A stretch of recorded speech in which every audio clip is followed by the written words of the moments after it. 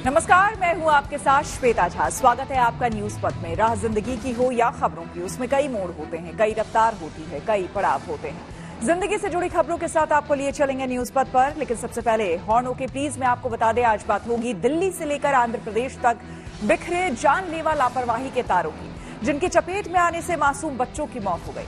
सियासी ढाबा में दिखाएंगे कोलकाता कांड में सुप्रीम कोर्ट में दाखिल सीबीआई की स्टेटस रिपोर्ट में ममता बनर्जी की पुलिस पर क्यों उठ रहे गंभीर सवाल।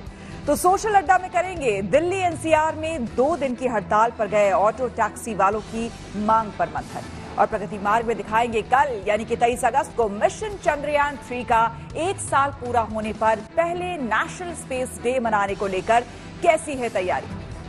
आइए शुरू करते हैं न्यूज पथ में सफर और सबसे पहले आपको दिखाते हैं ऐसी तस्वीरें जिनका जिक्र सरे रहा है। ये तस्वीरें सुर्खियों में भी है और सोशल मीडिया पर भी है। इनसे आपका बाखबर होना बेहद जरूरी है, क्योंकि चौराहे पर इन्हीं की चर्चा है। और चर्चा त्रिपुरा के सीएम की पानी में चलकर मुख्यमंत्री दफ्तर तक पहुंचने की भी है।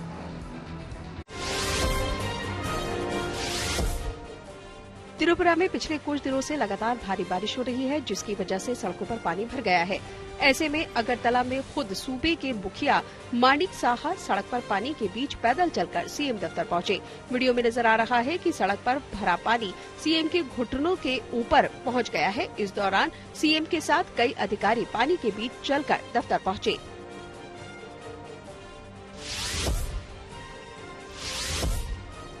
भोपाल में प्रदर्शन कर रहे कांग्रेस कार्यकर्ताओं को रोकने के लिए पुलिस ने वाटर कैनन का इस्तेमाल किया है। इस दौरान पुलिस और कांग्रेस कार्यकर्ताओं में झड़प भी हुई है।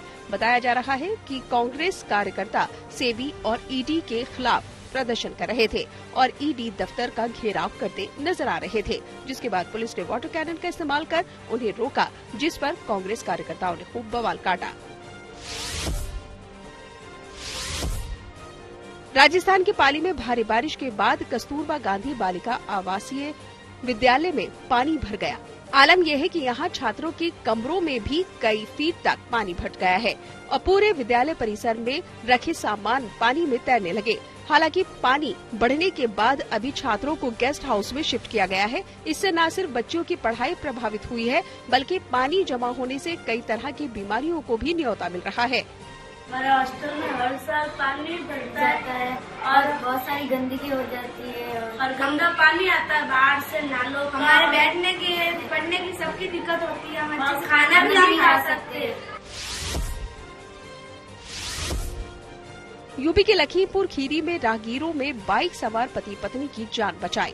दरअसल यहाँ भारी बारिश की वजह से शारदा नदी उफान पर है और नदी का पानी सड़कों पर भी तेजी से बह रहा है, जिसकी वजह से बाइक सवार पति पत्नी सड़क पर फिसलकर पानी के बहाव के साथ बहने लगे। हालांकि मौके पर मौजूद राहगीरों ने तुरंत उन दोनों को रेस्क्यू कर लिया। बताया जा रहा है कि इस हाईवे पर इस साल ये 10वीं घटना हुई है। बावजूद इसके प्रशासन की ओर से कोई इंतजाम नहीं किया गया है।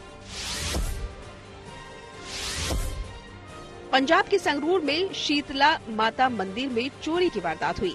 इससे जुड़ा सीसीटीवी फुटेज भी सामने आ चुका है, जिसमें नजर आ रहा है एक चोर मंदिर की गर्भगृह में सीधे घुसता है और शीशा तोड़कर माता रानी के सोने चांदी के गहनों को चुरा लेता है।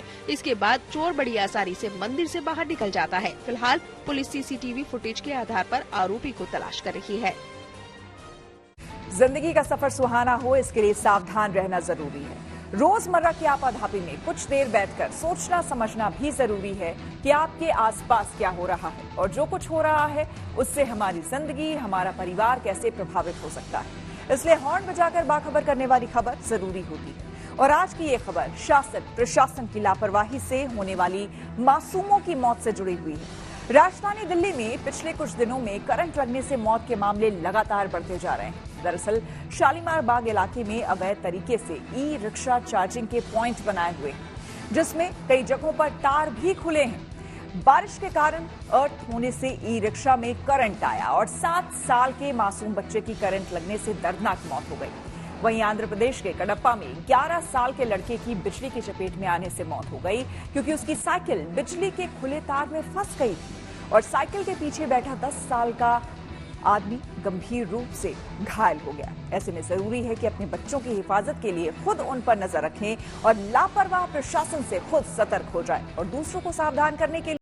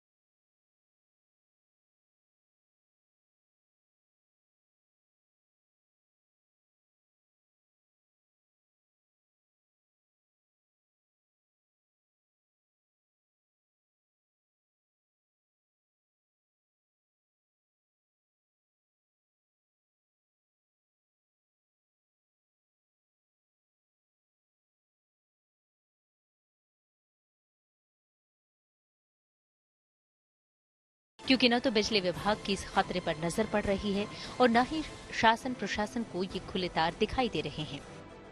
लिहाजा अपनी जान की हिफाजत खुद करनी होगी। अगर जरा से भी लापरवाही हुई तो बिजली के खुले ये तार जान ले सकते हैं। ये बातें सिर्फ हवाई नहीं है, क्योंकि शालीमार बाग इलाके में ही करंट लगने से 7 साल के बच्चे की दर्दनाक मौत हो गई। बच्चे को चार्जिंग में लगे ई रिक्शा को छूने से करंट लग गया था। बताया जा रहा है कि खुले तार होने की वजह से रिक्शा में करंट आ गया। पुलिस ने इस मामले को लेकर केस दर्ज कर जांच शुरू कर दी है। शालीमार बाग के सीए ब्लॉक जेजे बस्ती कॉलोनी में करंट लगने से पहले भी हादसे हो चुके हैं। राजधानी दिल्ली के शालीमार बाग इलाके की सीए बस्ती में 7 साल के बच्चे की करंट लगने से दर्दनाक मौत हो गई। दरअसल आप देखिए यहाँ पर कई सारे ई रिक्शा जो हैं वो लगे हुए हैं, जो कि चार्जिंग पर यहाँ पे लगाए जाते हैं और इसी तरीके के खुले बोर्ड कई जगहों पर देखने को मिल रहे हैं। इसी तरीके का एक खुला बोर्ड में ई रिक्शे को चार्जिंग पर लगाया गया था। बच्चा जब यहाँ शौच करने के लिए आया तो वो रिक्शे में करंट था और जैसे ही उसने रिक्शे को टच किया, रिक्शे पे हाथ लगाया, वो करंट का शिकार हो गया। और बताया जा रहा है कि इसी जगह पर जो बच्चा है वो गिरा हुआ देखा गया था।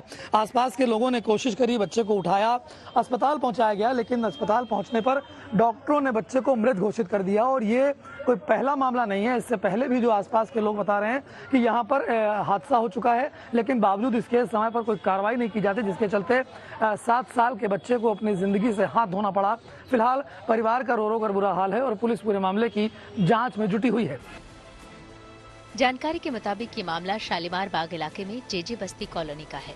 यहाँ मंगलवार के दोपहर 7 साल के बच्चे को करंट लग गया, जिससे उसकी मौत हो गई। दरअसल यहाँ अवैध तरीके से ई रिक्शा चार्जिंग के पॉइंट बनाए गए हैं, जिसमें कई जगहों पर तार खुले हैं। बारिश के कारण अर्थिंग होने से ई रिक्शा में करंट आ गया। यहाँ एक 7 साल का बच्चा अपने रिश्तेदार के घर पर राखी का त्योहार मनाने आया था। वो यहाँ घर से बाहर निकला तो उसका हाथ ई रिक्शा में लग गया। ई रिक्शा में करंट आ रहा था, जिसकी चपेट में बच्चा आ गया। आसपास के लोगों ने देखा तो तुरंत उसे वहां से उठाया और आनंद फानंद में उसे अस्पताल पहुंचाया, जहां डॉक्टरों ने उसे मृत घोषित कर दिया। मैं एक जने से बात कर रहा था वहाँ पर, तो मैं वहाँ से पीछे हुआ थोड़ा सा, और एक भैया यहीं के हैं तो वो आ रहे थे। पहले उनने देखा, उनके 2 सेकंड बाद मैंने देखा। ठीक है, उनने भी देखा, मैंने भी देखा। जैसे मैं इधर साइड घूमा उतने मुन्ने बोल दिया, उतने में दौड़ते हुए आया। यहीं पे बच्चा था, जहाँ इसका पैर है यहीं पे बच्चा था। ठीक है, तो बच्चा यहाँ लटका हुआ था। मैं सोचा बच जाएगा, उसको जल्दी मैंने उठाया। उस जगह मेरे को करंट लगा नहीं था। मैंने उसको इस टाइम उठा के मैंने जहाँ वहाँ है वहाँ पे ज़मीन पे रख दिया। ज़मीन पे रखने के बाद सबके सब इकट्ठे हो गए यहाँ पे। ठीक है, ऐसा हो गया तो मैंने उसको हिलाया, वो हिल नहीं रहा था। फिर अंदर लेके गया मैं, और ये जो रिक्शे जिसका गैरेज है वो और मैं उठा करके उसको ले गए अंदर, और आंगनवाड़ी वाली वो भी थी तो वो भी अंदर ले गए। तो फिर जिस टाइम लोग उसका पैर वैर में मतलब जो घिसते हैं वो घिस रहे थे, तो फर्क नहीं पड़ा। तो उसने बताया यहाँ के लोगों को, जो थे उसके लोग अपने जान पहचान के, उनको बताया। तो उन लोगों को बोला आटा और रोज से रोटी बनाते वो लेके आया, तो उससे घिसते रहे, नहीं हुआ कुछ। फिर उसके परिवार वाले ले गए जल्दीबाजी में हॉस्पिटल ले जाने के बाद डॉक्टर ने बोला कि वो खत्म हो गया। बच्चे की मौत से उसके परिजनों में कोहराम मच गया। घटना की जानकारी मिलने के बाद पुलिस मौके पर पहुंची और शव को कब्जे में लेकर पोस्टमार्टम के लिए भेज दिया। पुलिस ने हत्या की धाराओं में केस दर्ज कर कार्रवाई शुरू कर दी है और 3 लोगों को हिरासत में लेकर पूछताछ कर रही है। इससे पहले 10 अगस्त को दिल्ली के रणहौला इलाके में क्रिकेट ग्राउंड में करंट लगने से 13 साल के एक बच्चे की भी मौत हो गई थी। इस मामले में पुलिस ने गौशाला के मालिक को गिरफ्तार किया है। दरअसल जांच में पाया गया कि बिजली के जिस नंगे तार की चपेट में आने से बच्चे की मौत हुई वो ग्राउंड के पास मौजूद गौशाला से जुड़ा था। इससे पहले साउथ पटेल नगर इलाके में बारिश के दौरान लोहे के गेट में करंट आने से यूपीएससी की तैयारी कर रहे एक युवक की मौत हो गई थी, जिसको लेकर जमकर बवाल हुआ था। 22 जुलाई को जब वो चाय पीकर पीजे लौट रहा था, तभी गली के गेट के बाहर पानी भरा था और गेट में करंट फैला हुआ था, जिससे वो करंट की चपेट में आ गया।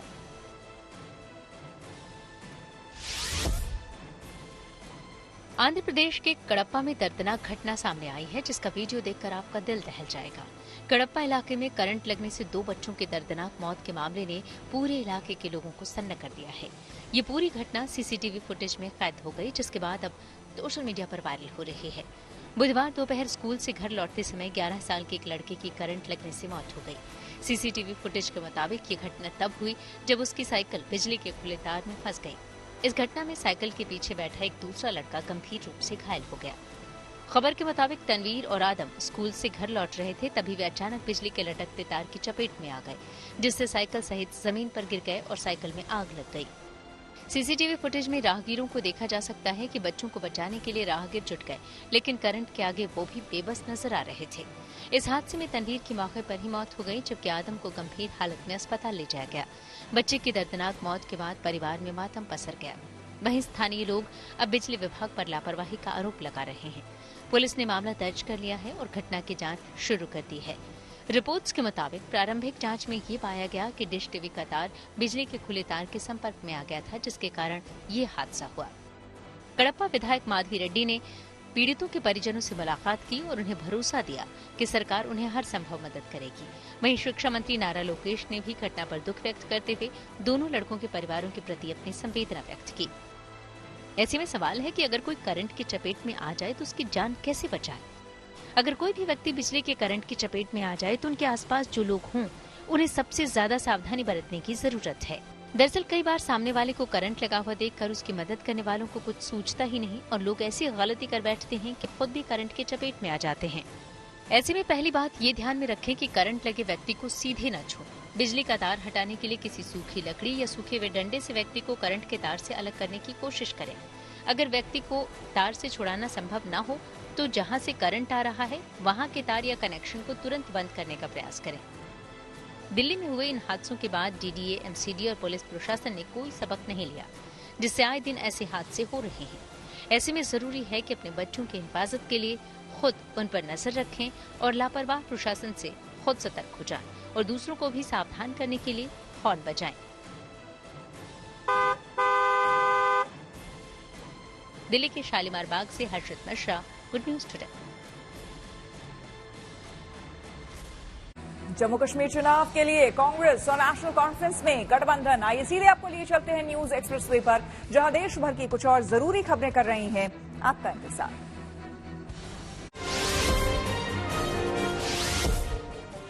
कोलकाता रेप और मर्डर केस में 11 दिन बाद एम्स के रेजिडेंट डॉक्टर्स ने हड़ताल खत्म कर दी है। इसके साथ ही लेडी हार्डिंग और आरएमएल के डॉक्टर्स भी ड्यूटी पर लौट आए हैं। इससे पहले सीजेआई ने डॉक्टर्स से अपील की थी कि वो काम पर लौट आएं और उनकी हड़ताल खत्म करने पर कोई एक्शन नहीं लिया जाएगा, जिसके बाद आज से डॉक्टर्स ने हड़ताल खत्म कर दिया। सुनवाई के दौरान सुप्रीम कोर्ट ने डॉक्टर्स की सुरक्षा के लिए नियमों को लागू करने के लिए 2 हफ्ते का समय दिया। बॉम्बे हाईकोर्ट में बदलापुर मामले पर सुनवाई हुई। इस दौरान हाईकोर्ट ने पुलिस को फटकार लगाई और मामले की जांच में सुस्ती को लेकर सवाल किए। कहा अगर लापरवाही साबित हुई तो कड़ा एक्शन लेंगे। इसके साथ ही बॉम्बे हाईकोर्ट ने मामले की जानकारी छिपाने के आरोप में स्कूल प्रशासन के खिलाफ केस दर्ज करने को कहा है। कोर्ट ने सरकार से केस डायरी और प्राथमिकी की कॉपी भी मांगी है। मामले की अगली सुनवाई अब 27 अगस्त को होगी। जम्मू कश्मीर में विधानसभा चुनाव को लेकर तैयारियां शुरू हो गई हैं। कांग्रेस ने घाटी में नेशनल कॉन्फ्रेंस के साथ गठबंधन का ऐलान कर दिया है। इसका मतलब कांग्रेस और एनसी जम्मू कश्मीर में मिलकर विधानसभा का चुनाव लड़ेंगे। इस ऐलान से पहले कांग्रेस नेता राहुल गांधी, मल्लिकार्जुन खड़गे और फारूक अब्दुल्ला के बीच मुलाकात हुई, जिसमें आगामी चुनावों को लेकर चर्चा हुई। हालांकि दोनों पार्टियों के बीच अभी सीटों का बंटवारा नहीं हुआ है।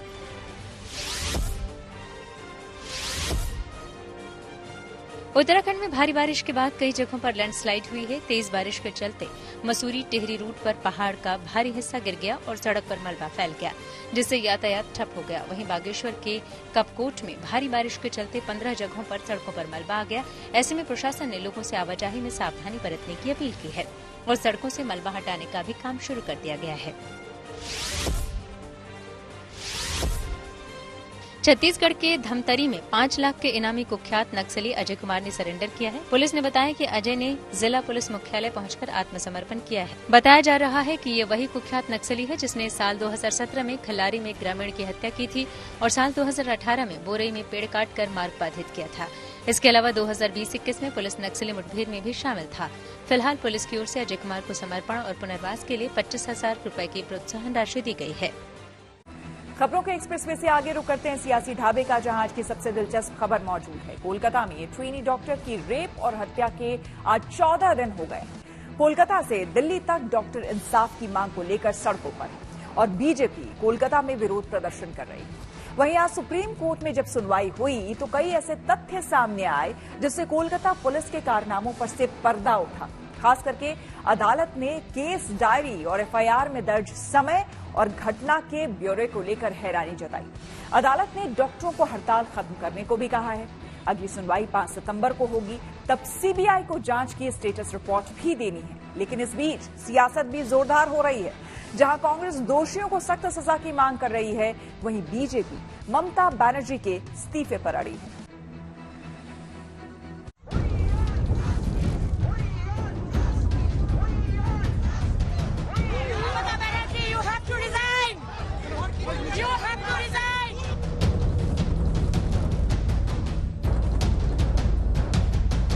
Mamata Banerjee should resign. She has failed as a health minister, she has failed as a home minister, and she has failed as a chief minister.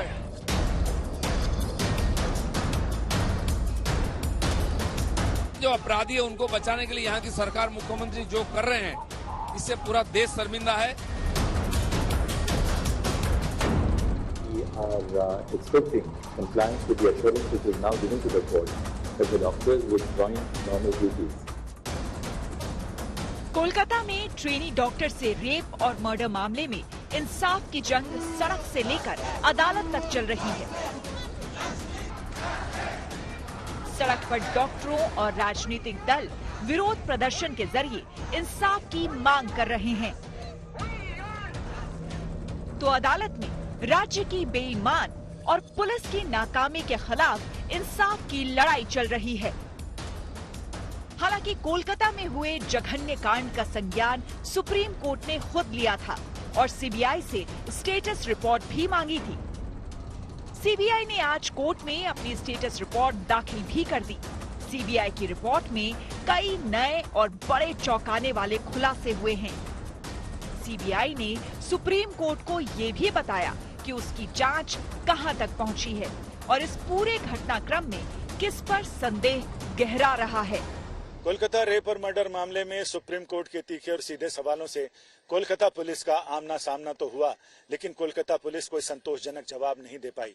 Court ने सीधे पूछा कि आखिर सुबह की हुई घटना पर रात 11:15 बजे एफआईआर क्यों दर्ज की गई, डीडी एंट्री उस समय क्यों की गई जब शव का पोस्टमार्टम हो गया था। कोर्ट ने कई ऐसे सवाल किए जो सवाल सीबीआई की स्टेटस रिपोर्ट से भी निकल रहे थे और कोर्ट के सुनवाई के दौरान लगातार परतें उघड़ने से भी। अदालत में सौंपे गए दस्तावेजों और तथ्यों को देखते हुए जब सुनवाई शुरू हुई तो अदालत कोलकाता पुलिस के कारनामे देखकर हैरान थी। घटना के बारे में 9 अगस्त की सुबह 6 बजे पता चल गया था, लेकिन पुलिस को खबर सुबह 10 बजे मिली। पुलिस ने अप्राकृतिक मौत की बात सुबह 10:10 पर दर्ज की, लेकिन एफआईआर दर्ज करने में रात के 11:30 बज गए। इससे पहले ही शाम में 6:10 से 7:10 तक पोस्टमार्टम भी हो गया और सब कुछ हो जाने के बाद रात में 11:30 बजे के बाद घटना स्थल को सील किया गया। इतना ही नहीं, कोलकाता पुलिस के केस डायरी और एफआईआर के दस्तावेजों में दर्ज ब्यूरो और समय का इतना घालमेल था कि सीक्वेंस ऑफ इवेंट समझना मुश्किल हो रहा था। अदालत में पश्चिम बंगाल पुलिस की हरकतों को लेकर ऐसी टिप्पणियां हुई कि पूरे हत्याकांड के बाद के हालात को लेकर उस पर गंभीर सवाल खड़े होते दिखे। सूत्रों के मुताबिक सीबीआई ने भी कहा है कि घटना के 5 दिन बाद उन्हें जांच सौंपी गई। तब तक घटना स्थल को नुकसान पहुंचाया गया, कई सबूत मिटाए गए और पीड़िता की मौत हो जाने के बाद मुकदमा दर्ज किया गया। वहीं इस मामले में जोरदार सियासत भी हो रही है। बीजेपी लगातार ममता बनर्जी के इस्तीफे की मांग कर रही है और दोषियों को बचाने का आरोप लगा रही है। जो हादसा हुआ उसके खिलाफ, उसमें जस्टिस दिलाने के लिए और ममता बनर्जी का रेजिग्नेशन के डिमांड को लेकर ये आज हेल्थ जो हेडक्वार्टर है शास्त्रा भवन अभियान चल रहा है। बीजेपी लड़ रहा है, जस्टिस मिलना चाहिए और ममता बनर्जी को तुरंत इस्तीफा दे देना चाहिए। जो न्यायाधीश है सुप्रीम कोर्ट के, उन्होंने भी बोला कि मेरे 30 साल की सर्विस में देखा नहीं सुना नहीं है। अब समझ सकते हैं किस प्रकार घटना हो रहा है, इसलिए मजबूरन हमको रोज रास्ता में उतरना पड़ रहा है। कुएं का पानी खराब हो गया, अब बाल्टी बदल रहे हैं। ये शॉर्टकट से नहीं होता है, कुआं को साफ करना पड़ेगा। वो आरजीकर को साफ करना पड़ेगा, इस पूरा प्रशासन को साफ करना पड़ेगा। यहाँ सब जगह दिमाग लग गया है और उसका ऊपर बैठे हुए ममता बनर्जी, उनको बदलना पड़ेगा। डॉक्टर बेटी की मौत पर कांग्रेस ने दोषियों को सख्त सजा की मांग की है। वहीं बीजेपी ममता सरकार को अलोकतांत्रिक बताकर कटघरे में खड़ा कर रही है। इस मामले में जो आरोपी हैं उनको बिना किसी विलंब के सख्त सजा मिले ताकि उदाहरण बने, और देश के अनेक हिस्सों में ऐसी घटनाएं हो रही हैं। तो ये जो है ये निंदनीय है, और इसमें कोई भी हो, कितने बड़े पद पे हो, किसी भी दल या संगठन विचारधारा से संबंधित व्यक्ति हो, उस पर तो निसंकोच कड़ी से कड़ी कार्रवाई करनी चाहिए। और हमेशा मैं समझता हूँ हम सब जो पब्लिक लाइफ में हम लोगों को अपने हितों से ऊपर देश हित के बारे में सोचना चाहिए, और समाज में इस प्रकार की घटनाओं की कोई जगह नहीं है। सभ्य समाज में अगर ऐसा हमारा बहन बेटियों के साथ होता रहेगा तो फिर हम क्या तरक्की की बात करते हैं, क्या विकास की बात करते हैं। देखिए, इन्वेस्टिगेशन सीबीआई शुरू होने से पहले ममता बनर्जी के पुलिस ने जिस तरीके का इन्वेस्टिगेशन किया है, मुझे नहीं लगता सीबीआई इस केस में ज्यादा कुछ कर पाएगी। और अब जब हम शांतिपूर्ण तरीके से हमारा आंदोलन कर रहे हैं, वहाँ पे हमारे एलओपी को, शुभेंदु अधिकारी को अरेस्ट कर लिया गया। ये सरकार पूरी तरीके से एंटी डेमोक्रेटिक है, वो प्रजातंत्र को नहीं मानती, और ये रेपिस्ट और चोरों को, गुलाब लोगों को बचाने की कोशिश। फिलहाल सीबीआई अभी किसी नतीजे पर नहीं पहुंच सकी है, क्योंकि सबसे पहले शव किसने देखा, इस बात को लेकर भी चश्मदीदों के बयानों में विरोधाभास नजर आ रहा है। खुद पूर्व प्रिंसिपल संदीप घोष के बयान भी विरोधाभासी लग रहे हैं। ऐसे में अभी वारदात में एक से अधिक लोगों के होने से इनकार नहीं किया जा सकता। दिल्ली से संजय शर्मा के साथ कोलकाता से Anupam Mishra, good news today. News पथ पर आगे है धन बाजार, जहां शेयर बाजार से लेकर कारोबार तक की सभी अहम खबरें होती हैं, और इसका सीधा रिश्ता आपकी आमदनी आपकी जेब से होता है। तो तेज रफ्तार खबरों के बीच ये जरूरी खबरें छूट न जाए, इसलिए सीधे आपको लिए चलते हैं धन बाजार।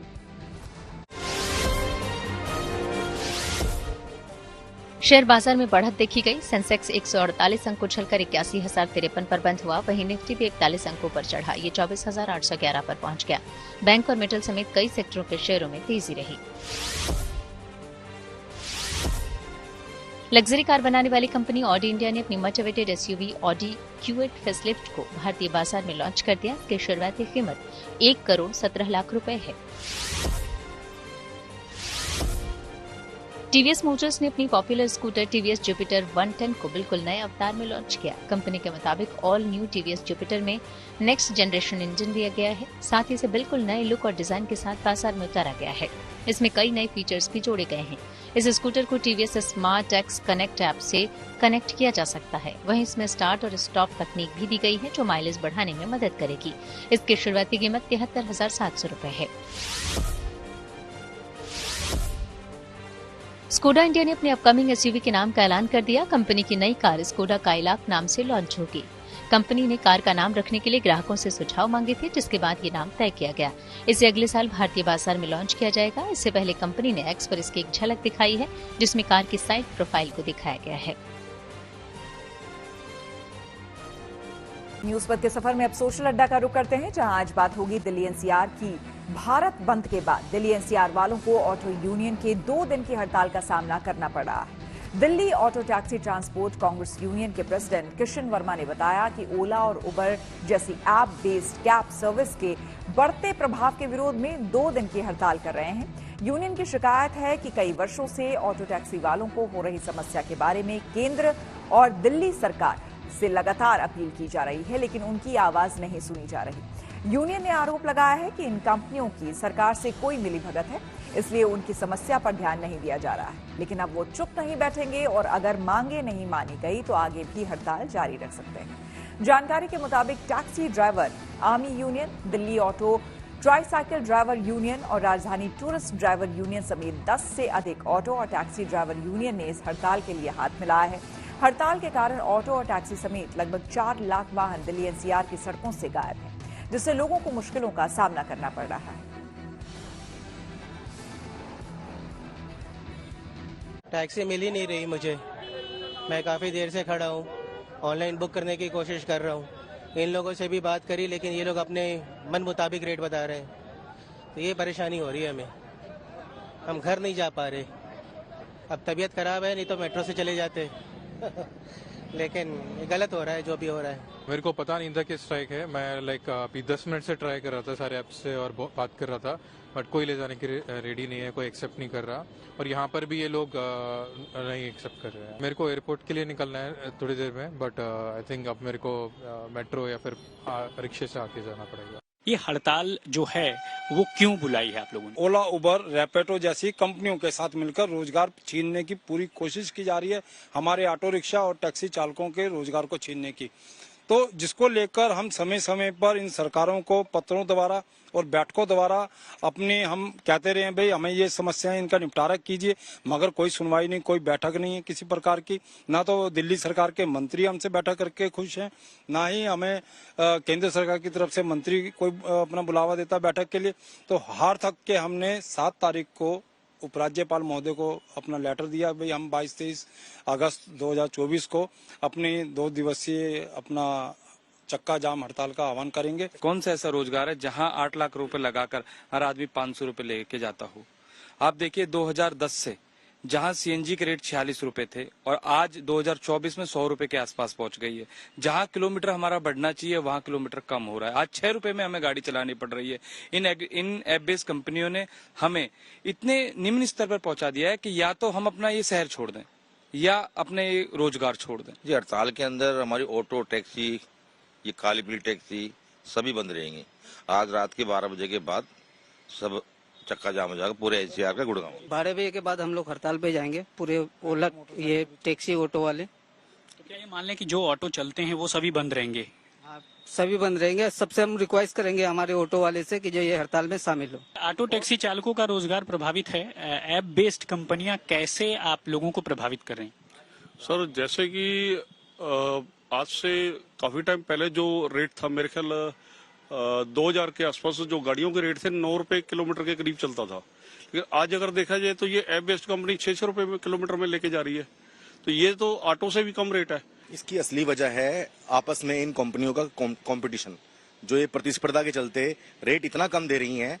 जो ऑटो है नॉन एसी वो चल रहा है 12.5 रुपए किलोमीटर मीटर से, और हमें कमीशन काट के ये कंपनियां देती हैं 8 रुपए 9 रुपए प्रति किलोमीटर।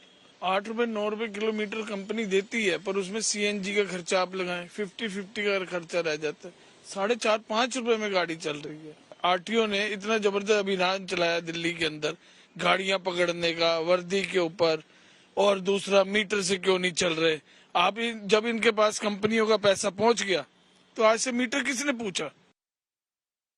स्कैमर्स के फेक कॉल्स पर ग्राहकों के लिए अलर्ट। टेक्नोलॉजी से जुड़ी ऐसी हर एक जरूरी खबर को जानने समझने के लिए आइए आपको लिए चल डिजिटल गली।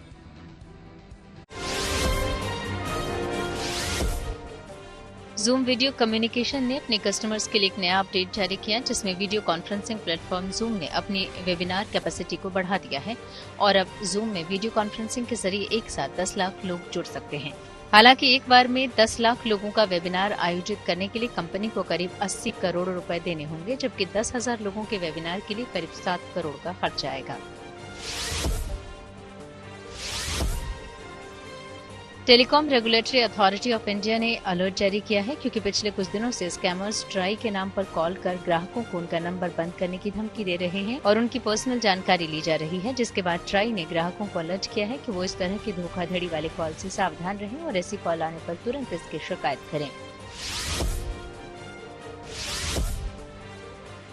स्मार्टफोन मेकर कंपनी iQOO ने भारतीय भाषा में अपने 2 नए स्मार्टफोन लॉन्च कर दिए हैं। iQOO OOZNS और iQOO OOZNS Pro को कंपनी ने 3 वेरिएंट के साथ बाजार में पेश किया है। iQOO OOZNS की शुरुआती कीमत 19,999 रुपए है, जबकि iQOO OOZNS Pro को 24,999 रुपए की शुरुआती कीमत के साथ लॉन्च किया गया है। आइए अब रुक करते हैं प्रगति मार्ग का, जहां ऐसी खबरें हैं जो कि देश की तरक्की, प्रगति और लोगों की काबिलियत दिखाती है। प्रगति मार्ग में आज बात करेंगे अंतरिक्ष में भारत के बढ़ते कदम की, जिसका जश्न मनाने की देश में पूरी तैयारी। शुक्रवार यानी कि 23 अगस्त को नेशनल स्पेस डे मनाया जाएगा। इसे लेकर दिल्ली के नेहरू तारामंडल में एक प्रदर्शनी का आयोजन किया गया है, जिसमें स्कूल और कॉलेज के छात्रों ने चंद्रयान की सफलता और इसरो के 2040 के विजन को मॉडल के जरिए दिखाने की कोशिश की। देश में पहली बार मनेगा नेशनल स्पेस डे। तैयारी जोर शोर से चल रही है। दिल्ली के नेहरू तारामंडल में स्कूल और कॉलेज के ये बच्चे उसी खास दिन को सेलिब्रेट करने के लिए जमा हुए हैं। 23 अगस्त की वो तारीख जिस दिन इसरो ने इतिहास रच दिया था। चांद पर घर बसाने के सपने को उम्मीद के पंख दे दिए थे, और अब जबकि हमने चांद पर कदम रख दिया है, तो अब चांद पर बस्ती बसाने के सपने आंखों में सजने लगे हैं। साल 2023 में जब चंद्रयान 3 की सफल लैंडिंग हुई, उसके बाद देश के प्रधानमंत्री नरेंद्र मोदी ने ऐलान कर दिया कि अब हर साल 23 अगस्त को भारत में नेशनल स्पेस डे मनाया जाएगा। उससे पहले इसरो चीफ का एक विजन है कि 2040 तक मून पर मून कॉलोनीज हो, वहां पर लोगों का रहना पॉसिबल हो, साथ ही एक जो जीवन जीने की शैली हम देखते हैं वो चंद्रमा पर भी संभव हो। चंद्रयान 3 की सफल लैंडिंग की पहली सालगिरह पर दिल्ली के नेहरू तारामंडल में स्कूल कॉलेज के छात्र छात्राओं ने उसी सपने को आकार देने की कोशिश की है। अगले 1 से 2 दशक में चांद पर बनने वाली इंसानी बस्ती कैसी हो सकती है, उसकी झलक दिखाने की कोशिश की है। दरअसल नेहरू तारामंडल में चंद्रयान की सफलता और इसरो के 2040 के विजन को दिखाते हुए प्रदर्शनी का आयोजन किया गया, जिसमें तमाम स्कूल और कॉलेज के बच्चों ने हिस्सा लिया और चंद्रमा पर इंसानी बस्ती से जुड़े मॉडल को तैयार किया। इस प्रदर्शनी को देखने खुद इसरो चीफ एस सोमनाथ आए और बच्चों से मिलकर उनके बनाए मॉडल के बारे में जानने समझने की कोशिश की। इसरो चीफ से मिलकर बच्चे भी बेहद खुश नजर आए। बहुत अच्छा लगा। हमने कभी सोचा नहीं था कि हम इसरो के चीफ से मिल पाएंगे एंड अपने इनोवेशंस, हम अभी छोटे हैं लेकिन हमें इनोवेशंस, हमारे पास इतने आइडियाज हैं, तो अगर वो आइडियाज शेयर होंगे हमारे लिए उतना अच्छा होगा। चांद पर क्या संभावनाएं हैं, वहाँ जीवन को कैसे सरल बनाया जाए, कैसे आधुनिक सुख सुविधाएं जुटाई जाए, इन सब बातों पर खूब रिसर्च करके मून कॉलोनी के ये मॉडल्स तैयार किए गए हैं। थ्योरीज के अकॉर्डिंग मून पे टोटल मून पे 3.3 trillion KGs of water like in stored ice form में पाया गया है। ऐसी थ्योरीज इसरो से आई हैं या फिर हमने ऐसे रिसर्चेस पे पढ़ा है, तो हम उन्हीं सारी लाइक रिसोर्सेज को मेल्ट कर इस आइस स्टोरेज में लाएंगे, जिसका बाद में इलेक्ट्रोलिसिस होगा और वाटर मिलेगा, और फिर उसके साइड में यहाँ पर होगा फ्यूल।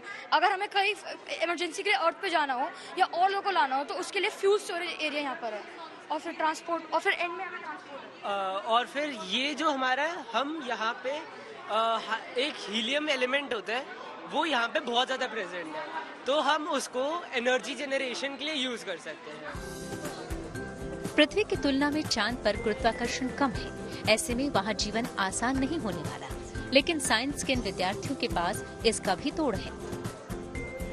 इसका कॉन्सेप्ट ये है कि जो सेंटीपीटल फोर्स होता है वो अपने अंदर एक आर्टिफिशियल ग्रेविटी को पैदा करता है, जिसके कारण लोग वहाँ पर आसानी से रह पाएंगे। सारी डोम्स अंदर से ऐसी ही होंगी, यही इनको रहने योग्य बना पाएगा अंदर से। मून पर हमने बहुत सारी ऐसी चीजें करी हैं जिसके थ्रू ग्रेविटी आ जाएगी, जैसे कि एक ग्रेविटी सिमुलेटर है। इसी के नीचे रेजिडेंशियल एरियाज है कुछ, जहाँ पर लोग इजीली रह सकते हैं। क्यों?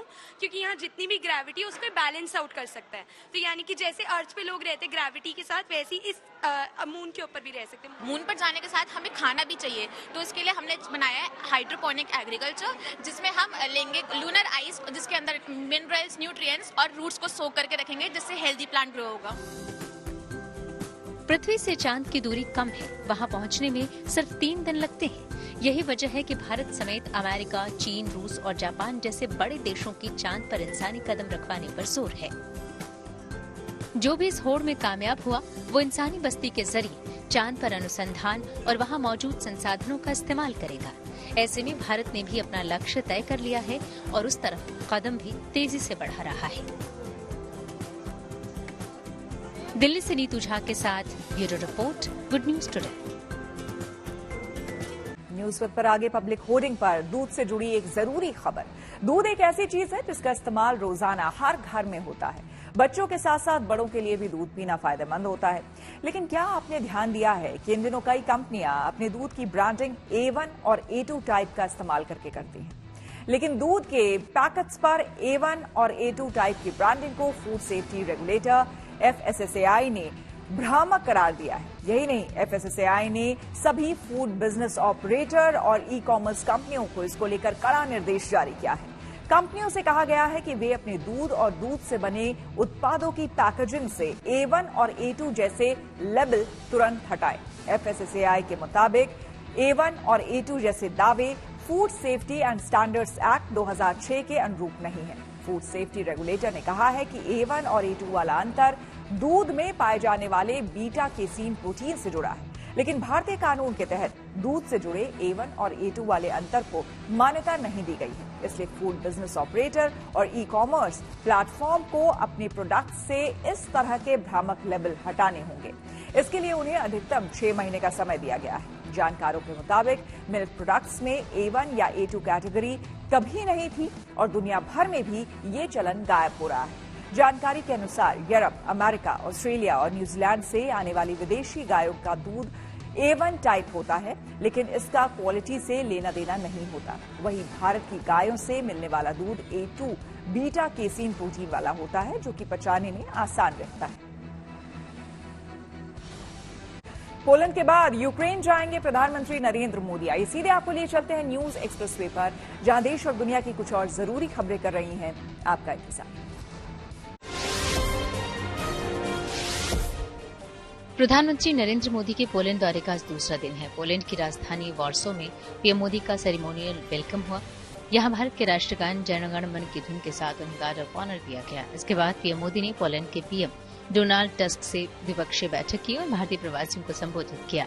खबर है कि प्रधानमंत्री नरेंद्र मोदी पोलैंड के बाद गुरुवार देर रात ट्रेन के जरिए यूक्रेन के लिए रवाना हो जाएंगे। यूक्रेन ने रूस के भीतर कुर्स्क में हमले का एक वीडियो जारी किया है। दावा किया जा रहा है कि कुर्स्क इलाके में नागरिकों को हटाने के बाद यूक्रेनी सेना ने रूस के कई ठिकानों पर बमबाजी की है और रूस के कई पोंटून पुलों को भी ध्वस्त कर दिया। हालांकि रूस ने यूक्रेन पर 3 पुल को नुकसान पहुंचाने का आरोप लगाया है।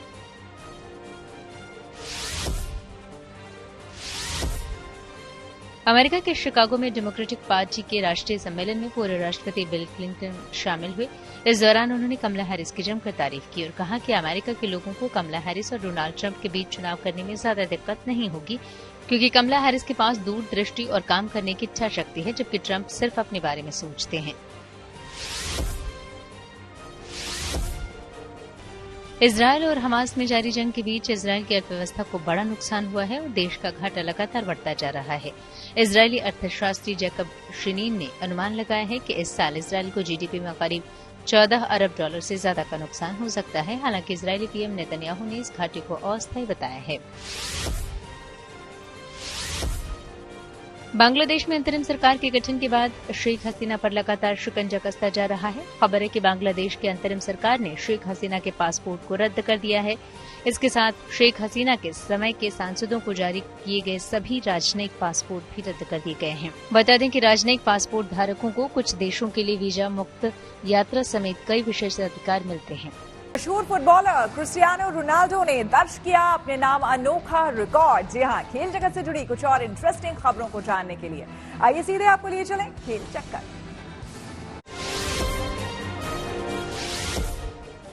बीसीसीआई ने टीम इंडिया के इंग्लैंड दौरे का शेड्यूल जारी कर दिया। भारतीय टीम 5 टेस्ट मैचों की सीरीज के लिए जून 2025 में इंग्लैंड दौरे पर जाएगी।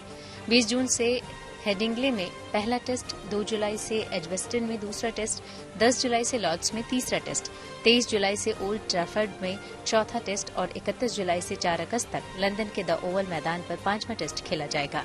इस टेस्ट सीरीज के साथ ही Bharat world test championship 2025-27 cycle का आगाज करेगी।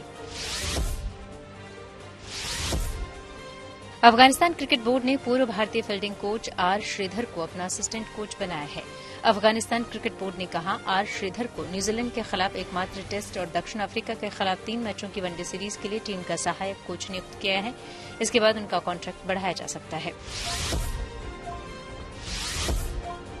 पुर्तगाल के फुटबॉलर क्रिस्टियानो रोनाल्डो ने अनोखा रिकॉर्ड अपने नाम किया है। दरअसल रोनाल्डो ने यूट्यूब पर सबसे तेज 90 मिनट में 1 मिलियन यानी 10 लाख सब्सक्राइबर्स का नया वर्ल्ड रिकॉर्ड बनाया है, जिसके बाद 6 घंटे में ही उनके घर पर यूट्यूब की ओर से गोल्ड बटन भेज दिया गया। फिलहाल रोनाल्डो के चैनल पर 2 करोड़ से ज्यादा सब्सक्राइबर्स जुड़ चुके हैं। इसी के साथ न्यूज पथ में मेरे यानी श्वेता झा के साथ फिलहाल इतना ही। देश दुनिया की तमाम पॉजिटिव खबरों के लिए आप देखते रहिए गुड न्यूज टुडे।